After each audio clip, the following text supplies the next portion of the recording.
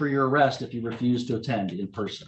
Can you please stop referring to me as a defendant? Ms. Christian, I got to tell you, I don't know what in the heck you're talking about. Because I really don't want to have to file claims and ruin people's lives and ruin their jobs because they're not upholding my constitutional rights as a woman, not a defendant. I am a woman only. I, woman Angela. I, woman Angela. I, woman Angela. That's it. Not defendant. I don't want to file claims. I'm trying very hard, and I've been trying hard to not do that. But I guess if we got to keep going, that's my next step, and I will file proper claims. All right, everyone. Today's hearing is about to get wild.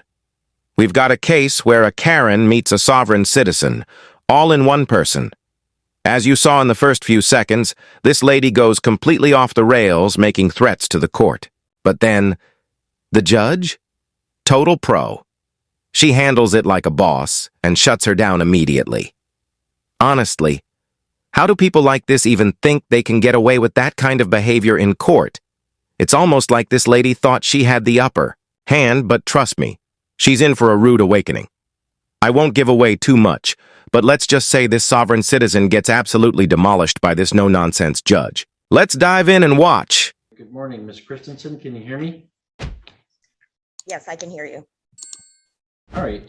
Good morning. We are back on the record in the 53rd Circuit Court for the County of Presqu'île. And Ms. Christensen, although you're appearing from your home, for convenience sake, it might not feel like a court hearing, but it is a court hearing. So I'm going to ask you to please remove your hat. Oh, sorry. No worries. Okay, thank you. All right, so as we begin the hearing, just like last time, I'm required each time to remind you that you do have the right to the assistance of a lawyer if you wish. And that includes the right to a lawyer at public expense if you were indigent, and that you've previously waived that right and wish to represent yourself. And so I guess I want to ask you again, do you reaffirm that you'd like to represent yourself in this matter, or would you like to have a lawyer? No, I would like to self-govern, and I stand on my paperwork. Okay, so what we have today, you did file 4 written notices that asked for some type of relief, and we had adjourned the hearing to today for any argument on that. So the prosecutor has had a chance to review them. So Ms. Christensen, you say that you stand by the paperwork, and that's fine. I do have the paperwork in front of me. Is there any argument that you'd want to make on your behalf right now to me in support of those claims, or do you wish to just rely on the written pleadings you filed?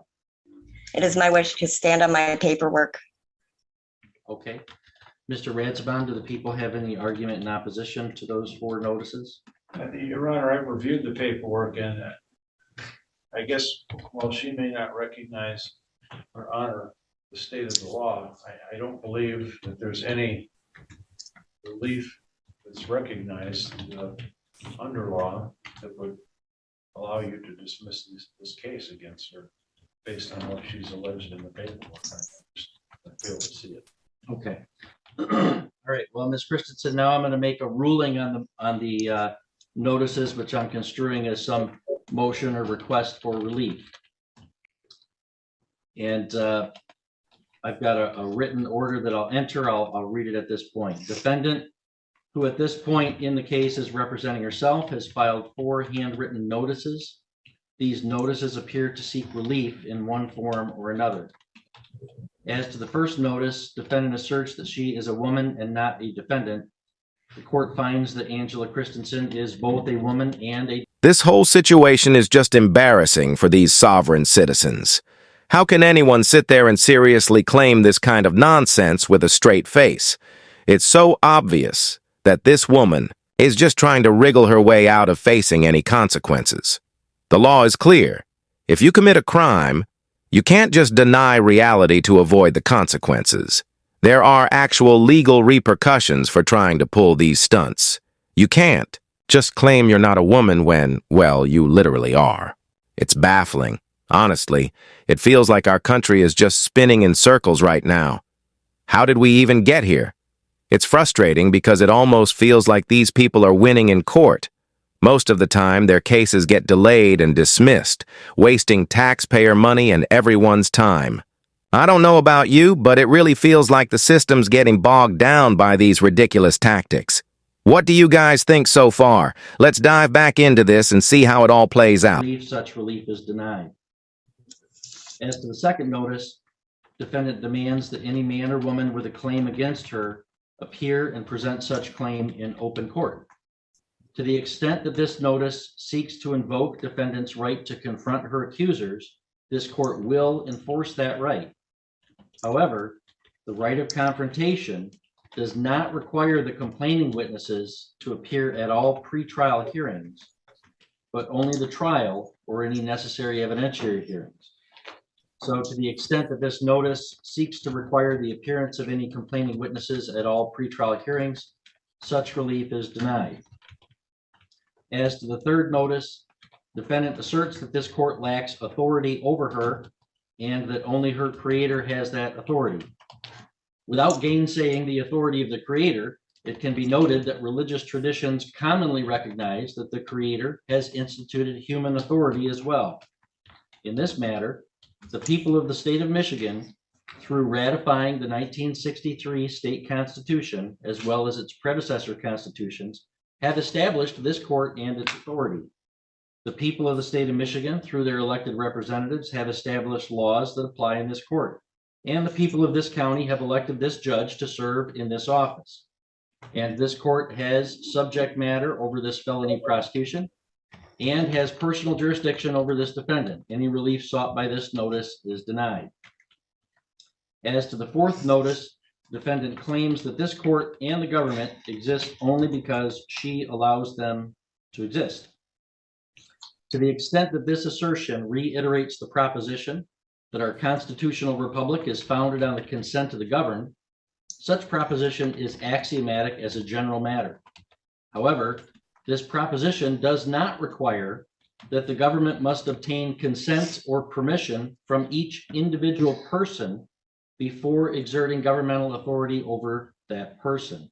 Such an idea is nonsense and would result not in a constitutional republic, but in anarchy. This defendant's views would render all the criminal laws null and void, which is legally and practically absurd. Therefore, any relief sought by this notice is also denied. All right, so Ms. Christensen, all of the claims and papers that you have filed, I have found to be lacking in legal and factual merit, and I have denied any such relief. And I'm entering a That's fine. Can you please stop referring to me as a defendant? And I guess the next step will be, I guess I got to do the actual filing of the claims if you're going to deny all of those. No, those, I don't know what claims you're talking about. You filed some claims or notices or requests. No, I did not even file my claims yet. I did notices. I did not file my claims yet. I've been putting that off because I really don't want to have to file claims and ruin people's lives and ruin their jobs because they're not upholding my constitutional rights as a woman, not a defendant. I am a woman only. I, woman Angela. I, woman Angela. I, woman Angela. That's it. Not defendant. I'm not a defendant. All that talking, all that research, just for the judge to shoot her down with a denied. It's almost painful to watch. You can see her brain scrambling, trying to come up with any excuse she can, desperately clinging to whatever she's got left. Then, out. Of nowhere, she pulls the ultimate move, claims she's not even a defendant. It's almost like sovereign citizens have this playbook where they suddenly act like the whole system doesn't apply to them. Here's the problem, though. It's never worked. Not now, not ever. The law is pretty straightforward. At least, it seems that way to me. You can't just decide you're not who you are when it's time to face consequences. Avoiding responsibility isn't a get-out-of-jail-free card, no matter how hard they try. I honestly don't know what it takes to get these sovereign citizens out of our courtrooms. Maybe the only solution is to put them all on an island with no laws, no rules, and let them see how well that works out for them. But hey, what do you all think about that? And stick around. She's about to do something even crazier. You won't want to miss it. Okay, in your opinion and legalese, yes, but I am a woman. So do we need to do trial by jury when we can do my claims and file my court with your court at the same time? Because that's going to be my next step, to file claims against everybody involved in this case. Because there is no verified claim, and complaints and claims are two different things. I don't want to file claims. I'm trying very hard, and I've been trying hard to not do that.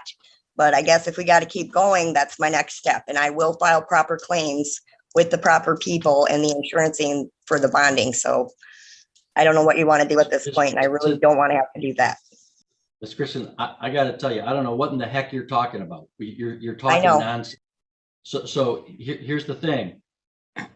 I am not going to relinquish my authority in this case. I'm not. All right. The prosecutor's office can dismiss the case. They're choosing not to. So that means we do have to go forward to a jury trial unless you want to plead guilty. All right.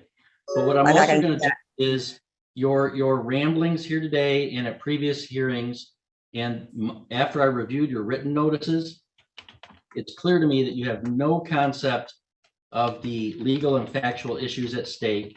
And I would never know anything about legalese because I never went to school to do the legalese. So I don't understand that part. All right, you're illustrating my next point, and you have no respect for the authority of the court. You continue to interrupt me and such, and file these nonsense claims. So I am hereby withdrawing my consent for you to represent yourself. I'm referring this matter to the Office of Assigned Counsel for appointment. So any papers you file in this case, I will reject because they have to be filed. Well, I don't accept that offer, and I do not require you to give me any court-appointed attorney, and I will self-govern because that is my right. I don't want an attorney. I don't do legalese. I'm sorry. I'm not trying to be rude or disrespectful. I'm trying to be very decent.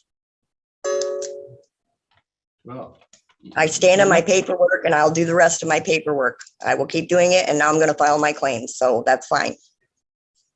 But no, I don't need no legal counsel. I refuse that offer. I do not accept that offer. I'm sorry. With all due respect to you, I don't accept that. well, Ms. Christensen, it wasn't an offer. So we are scheduling this next for a docket call on February 14th at 10:30 in the morning. And I'll refer it to the Office of Assigned Counsel for you to have an attorney at that hearing. You are no longer allowed to represent yourself in this matter, and you will be in person in my courtroom at that date and time. I'm sorry, but I cannot be there. I can do it via Zoom, and I don't accept that offer either unless you want to compensate me for my gas and my time. Because I can't do that. I can't even afford to. Sorry.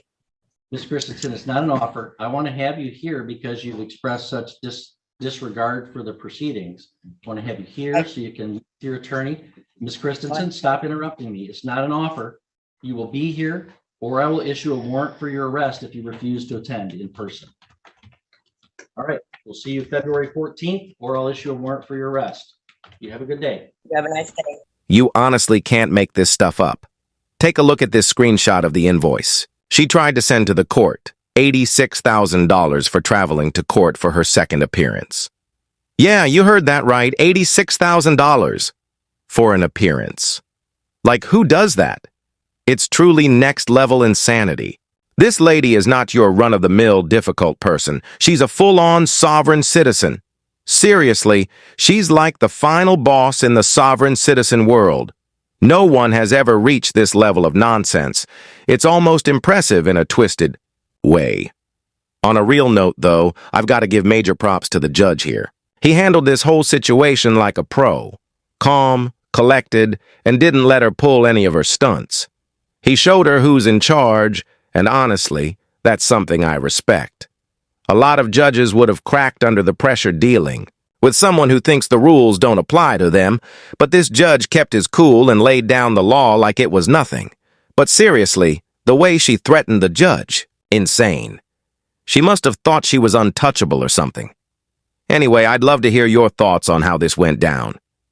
Do you think the judge was too harsh, or did he handle it like a pro? Also, if you want to see more content like this, drop a comment, leave any recommendations, and don't forget to like and subscribe. I post every day. Thanks so much for watching, and take care, everyone.